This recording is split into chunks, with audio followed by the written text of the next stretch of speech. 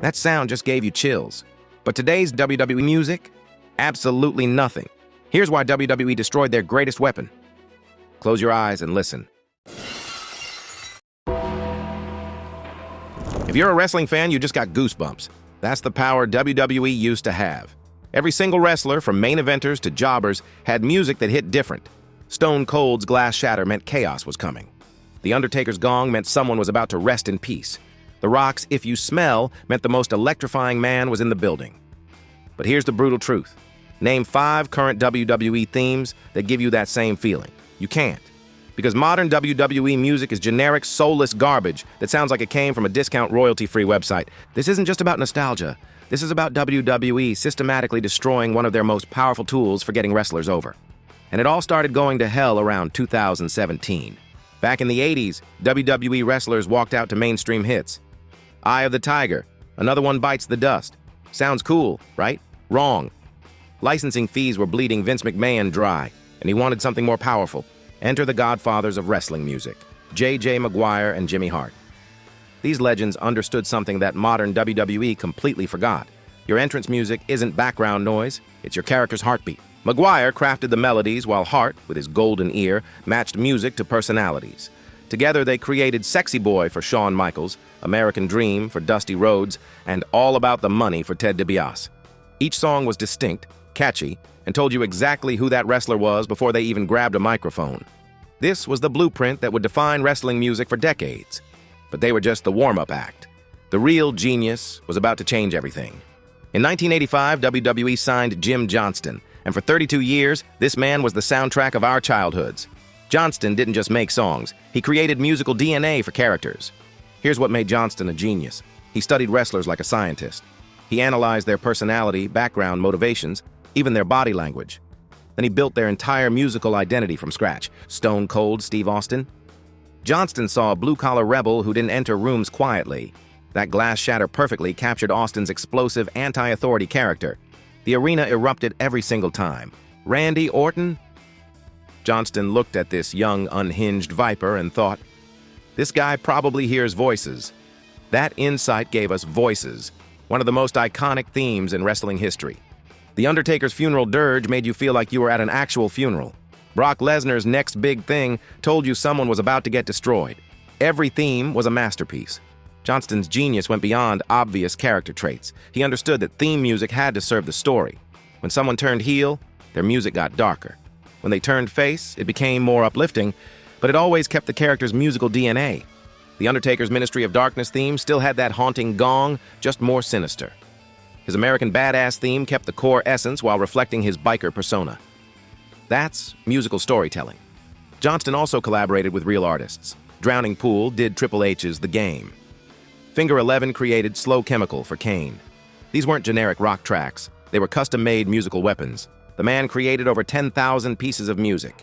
He made sure even the lowest-tier wrestlers had memorable themes. Hardcore Holly, Test, Al Snow. Everyone got something that fit their character perfectly. Johnston's versatility was insane. Metal for Undertaker, hip-hop for Cena, country for JBL, even Punjabi folk for Great Khali. He taught himself new instruments just to get the right sound. Johnston's themes weren't just wrestling music, they were legitimate bangers. WWE albums went platinum multiple times. WWE The Music Volume 3 hit number 10 on the Billboard charts and went platinum. People added these songs to their regular playlists. Wrestling music became part of popular culture. That's how powerful Johnston's work was. But here's the most important thing. Johnston understood instant recognition.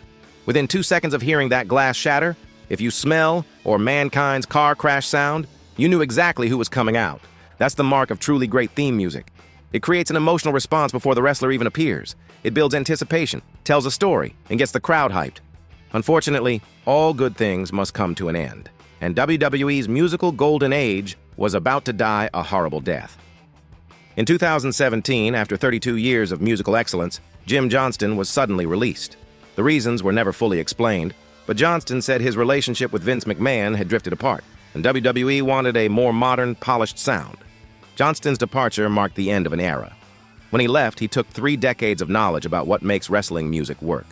He understood that themes weren't just entrance music. They were key elements of character development. Little did we know, WWE music would never recover from this loss. WWE turned to CFO Dollars, a production duo that had been working in NXT since 2014. Mike Laurie and John Alacastro brought a completely different approach, more modern, electronic, and heavily produced. To their credit, CFO Dollars created some genuine bangers.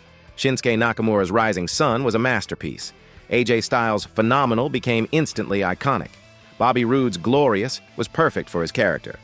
But here's where problems started showing. CFO's music was heavily reliant on looping. They'd create one verse, one chorus, and repeat it endlessly. While this worked for entrances, it made themes feel incomplete compared to Johnston's full compositions. The bigger issue was inconsistency. For every Rising Sun, there were 5 forgettable, generic tracks that all blended together. CFO Dollar had talent, but they lacked Johnston's character-driven approach. By 2020, CFO Dollars left WWE due to publishing disputes, leaving behind a mixed legacy. Some great themes, but also the beginning of WWE's slide toward generic music. And then came the final nail in the coffin, Def Rebel. This is where WWE music officially started to suck. After CFO Dollars left, Def Rebel took over WWE's music production. But here's the thing, Def Rebel doesn't actually exist. It's a pseudonym for DJ DTP Music Group, a company that's somehow both a music production house and a legal firm. The actual composers are Ali D. Theodore and Anthony Mirabella III. On paper, these guys should be making incredible music. Theodore worked with Eric B. and Rakim and Mary J. Blige. Mirabella contributed to Spider-Man, Into the Spider-Verse, and Super Mario Bros. Movie soundtracks. So why does everything they produce for WWE sound like YouTube royalty-free music? The answer lies in the corporate structure. WWE owns the Def Rebel trademark completely, meaning composers have zero rights to their own work. They get paid up front regardless of quality, removing any incentive to create something special. Worse yet, many Def Rebel tracks credit DJ DTP's attorneys alongside the composers, despite these lawyers having nothing to do with music creation. Imagine trying to be creative when you have to credit suits who've never touched a mixing board. Def Rebel has turned WWE theme creation into a factory assembly line. Listen to any 5 random current themes. You'll hear the same rhythms, same synth patterns, same generic rock riffs, just mixed slightly differently. It's like they have a template labeled WWE theme song and just plug in different sounds. Face wrestler gets upbeat synth, heel gets dark synth. Moving on. Compare this to Johnston's approach. He started from scratch every single time, analyzing the wrestler's character, background, and personality quirks to build a completely unique musical identity. The lack of vocals is another massive problem. Johnston understood that vocals could tell a story. I Hear Voices in My Head immediately tells you Randy Orton is unhinged. I Dream Broken Dreams became part of Drew McIntyre's personality. Modern WWE themes are almost entirely instrumental. When they do include vocals, it's usually random sound bites that mean nothing. To be fair, Def Rebel has produced a few decent themes. Roman Reigns' Head of the Table, Jey Uso's theme, and Solo Sikoa's music had some intensity. But these are exceptions in an ocean of mediocrity. Here's the ultimate test of theme music quality. The Royal Rumble. During Johnston's era, when someone's music hit, the entire arena recognized who was entering within 1 second. Now, half the roster enters to music so generic that even hardcore fans can't identify who's coming out. That's not just bad music, that's a fundamental failure to understand what wrestling music should accomplish. The root cause isn't just Def Rebel's limitations, it's WWE's priorities. The company clearly views music as an afterthought, something that just needs to exist rather than enhance the product. Johnston understood that theme music elevated wrestlers' characters. He knew great themes could get wrestlers over just as much as great promos or matches. Def Rebel treats theme music like something that fills silence while wrestlers walk to the ring. This is what happens when you treat art like a business expense. WWE used to be a music powerhouse. Their albums went platinum. Their themes became part of popular culture. Music is the heartbeat of professional wrestling. It transforms a simple walk to the ring into a moment that can make an entire arena erupt. WWE used to understand this. Now, WWE music is so forgettable that most fans couldn't recognize the themes of wrestlers they watch every week. Current wrestlers are being robbed of one of the most powerful tools for getting over with the audience. Think about it. When was the last time a WWE theme song gave you chills? When was the last time you heard a new theme and immediately knew it was going to be iconic? The saddest part is that this decline was completely avoidable. WWE had the greatest wrestling music composer of all time in Jim Johnston, and they let him walk away. They replaced artistic genius with corporate efficiency and destroyed something that made wrestling special. But here's the thing. This isn't just about nostalgia. Current wrestlers deserve better. Fans deserve better. Wrestling deserves better. WWE needs to remember that great theme music isn't just background noise. It's character development. It's storytelling. It's the difference between a wrestler walking to the ring and a superstar making an entrance. Until WWE fixes their music problem, they're fighting with one hand tied behind their back. And that's not just bad for business. It's bad for the art of professional wrestling itself. What's your favorite WWE theme song of all time? Drop it in the comments and let's remember when WWE music actually mattered.